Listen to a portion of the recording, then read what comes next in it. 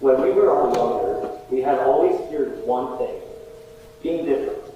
We feared that people might see us as weird because of our unique traits.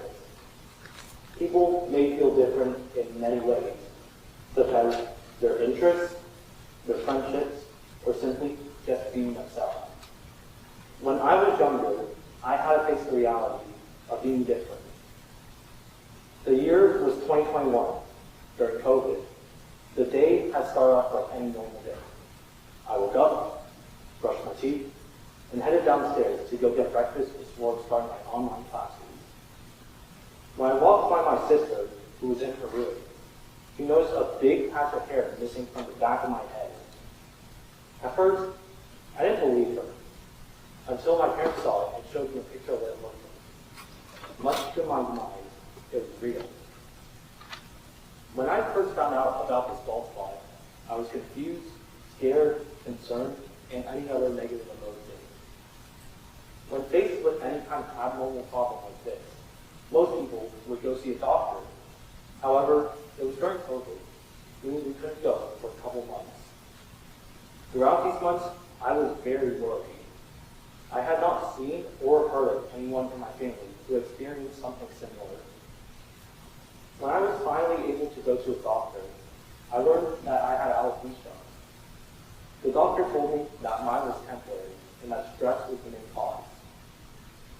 A couple weeks later, I went to a doctor who specializes in hair loss. There, I would get needles in the back of my head to make my hair grow back. However, each visit, the bald spot would get bigger and bigger, and I would have to endure more pain of the steroids. Despite the pain I felt, the true pain I felt was being different. However, it was during COVID, meaning I was in a place where I did not feel this kind of pain yet. My first year of middle school had started, with the bald spot getting bigger. I had purposely grown out my hair to try and cover it up as much as possible. For the first week or two, I was fine, until one kid found out about it. After that day, he would bully me every day in class whenever he got the chance, and would use every little detail about me just to judge me. These comments hurt me mentally. It made me question myself with the thoughts of, why are you so weird? What is wrong with you? Why can't you just be normal? It really affected me mentally. When I told my parents about this, they decided to email the principal, hoping she would do something about the situation. Unfortunately, she did not respond. After that, my mom and I decided to email my counselor about the situation, and luckily, she did respond. When we told our counselor what happened, she was easily able to get in contact with the kid's mom, since we both have the same counselor.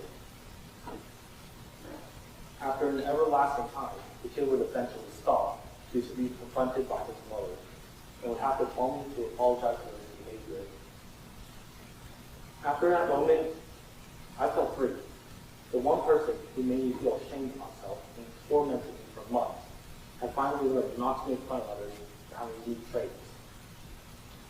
Throughout the year, I would constantly go to the doctor's office and endure the pain of the steroids, knowing that once my hair grows back, I will be free from my fears.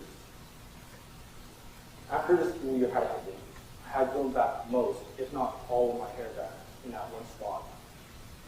After all the time I spent trying to fit in by being normal, I learned that it doesn't matter to me anymore, fitting with what other people consider to be normal, and I should just be myself, embracing the side of me that causes shame. Looking back, I realized how important it is to accept myself and remain to reflect on how there are other people like me, something they too are afraid of. As we look around the world today, we may see tons of people spreading negativity towards those who have something different about them. People like us may feel ashamed, trying to hide what we consider our flaws, hiding our true selves. However, at the end of the day, we should all remember one thing. We are all humans. Nothing more, nothing less. Thank you.